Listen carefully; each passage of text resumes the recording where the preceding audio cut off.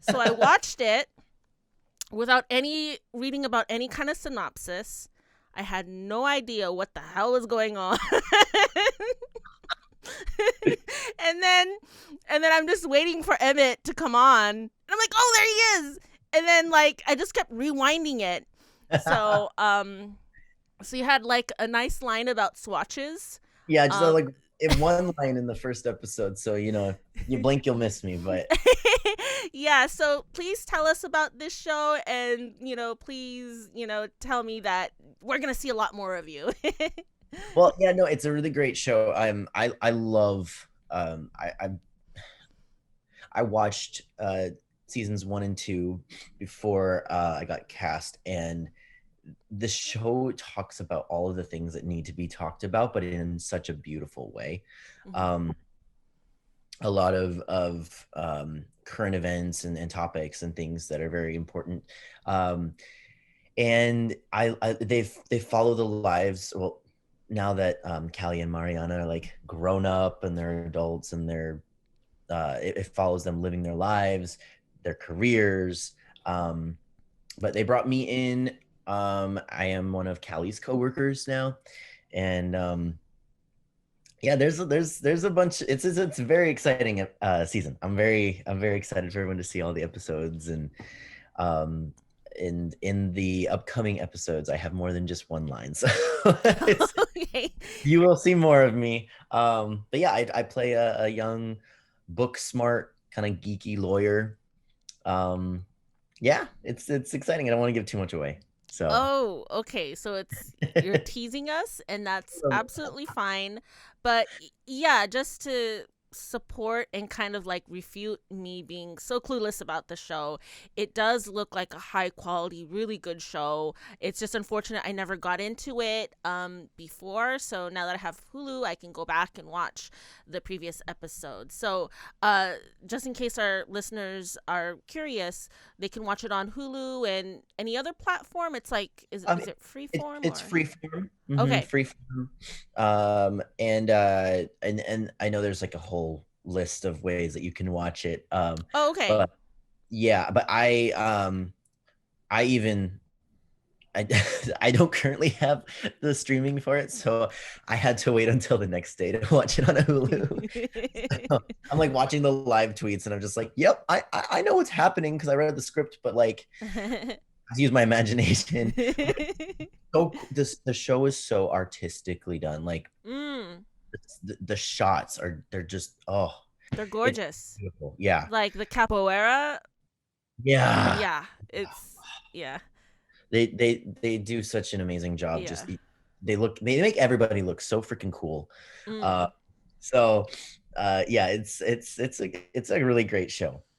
Okay, that's so good to hear, and I'm looking forward to watching more episodes with you in it. And it's almost like when you know someone first before you see them on TV, it's really surreal. It's like I don't know how to describe it. It's I just have weird. to like keep rewinding it. I'm just like not used to it yet. I mean, I'm used to the idea of you being a successful actor, but I just yeah, I was kind of like freaking out. Okay.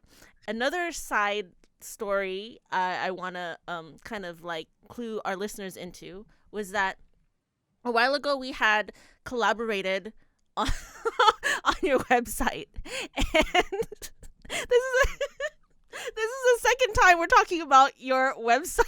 Emmett Preciado.com. Oh my gosh. And so I was well this part of the story, it's not so painful, like the whole domain transferring thing. What, like, oh my god, that was a headache. But I was talking about like ways you can share articles from news outlets, Mhm. and I kept using Forbes magazine as an example. I was like, yeah, so pretend you have an article on you about Forbes magazine, and I remember specifically saying, yeah, I know it seems like very grand, but let's stay positive here. And so I kept like using that an example, and like, okay, this is where you would share the magazine, this is how you'd like embed it, da da da da da.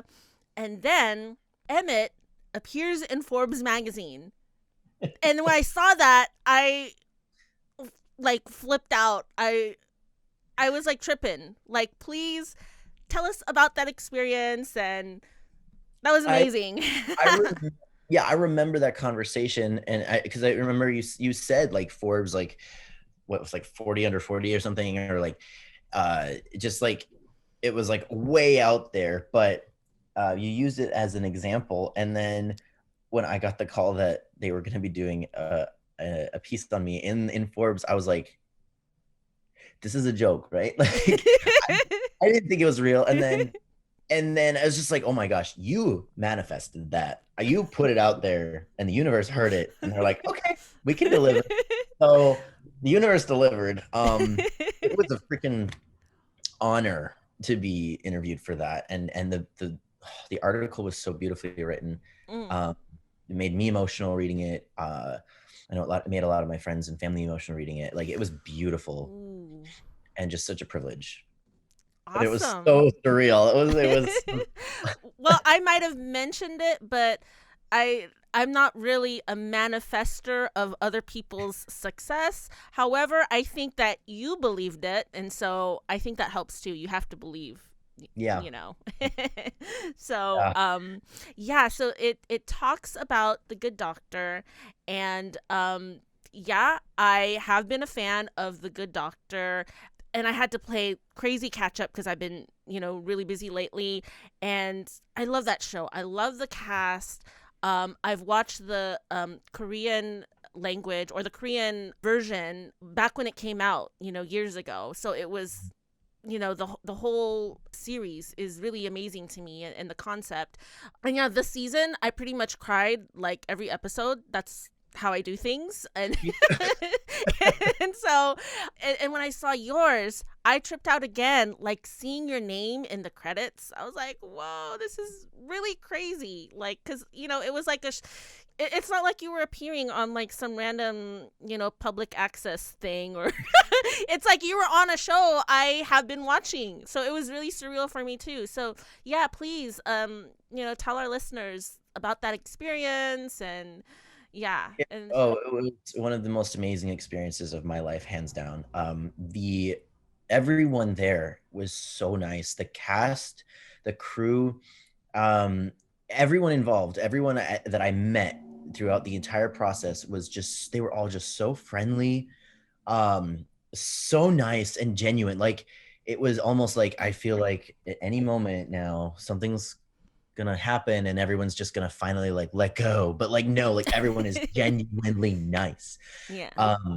And so it was just like it was amazing. The director, oh my gosh, he was he brought things out of me that I didn't even know I had inside me. And he just um I was surrounded by so much talent and so much skill, and it was very like daunting, intimidating, because I was just like surrounded by all these incredible people. And um but they didn't make me feel like I wasn't also like I wasn't as skilled as they were. They were just like, no, welcome to the family. Like we want you here. We're so happy that you're here with us, and we're gonna make an incredible episode together. And um yeah, it was just an incredible experience. Oh man. And you did such a good job. When you first came on, I couldn't understand what was going on because like my hearing went out. I just kept freaking out, and I just kept having to watch the beginning over and over, and then I kind of got over it. And then you did such a good job where I just forgot it was Emmett, and then I was just thinking, "Oh, this is Rio's story." And let's support Rio. And yeah, I get a little teary eyed thinking about it. But is there? I guess I won't spoil it for anyone who wants to go watch it. It's season 4, episode 9, and without spoiling it, is there anything you'd like to say to our audience about the issues? Maybe any possible misconceptions, or just anything you want to add? Yes. So just like any other storyline and um any other like episode or show, um one story is not everyone else's experience. This is just one experience that a trans person can have. Um, and that is, the possibility of getting pregnant as a transgender man. Um, and just so that, and if if this does spoil something, I mean, it's all over the media right now. So like, I mean, that Forbes headline kind of gave a lot away. exactly. So, but if you want to like tell people to fast forward and skip this to a certain time, because I might spoil something, but not not all transgender men can get pregnant. Not all transgender men choose to get pregnant. Not all transgender men want to get pregnant. Um, and in this instance, I know that in the dialogue it talked about like the Rio did not he skipped his shot a couple of times, and so that was like the window where he got pregnant. Um, but I do want to make sure that people do know that testosterone is not a contraceptive. It's not birth control. It will not, like, Mm, taking testosterone alone is not going to be like, well, I'm not going to be able to get pregnant. mm, You should be on birth control if you're planning on, not getting pregnant.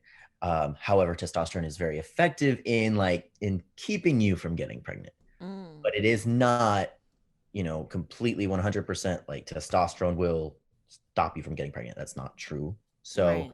um, and in this case, they weren't saying that because he was on testosterone, he, shouldn't have been able to get pregnant. But that was just like, his fiance was just like, you know, it's a common misconception that most people think, well, he's on testosterone, so how could he have gotten pregnant? And the fact that he skipped his shot a couple times, that was the window where Rio got pregnant. But that does not happen all the time. That's a very rare thing. Mm.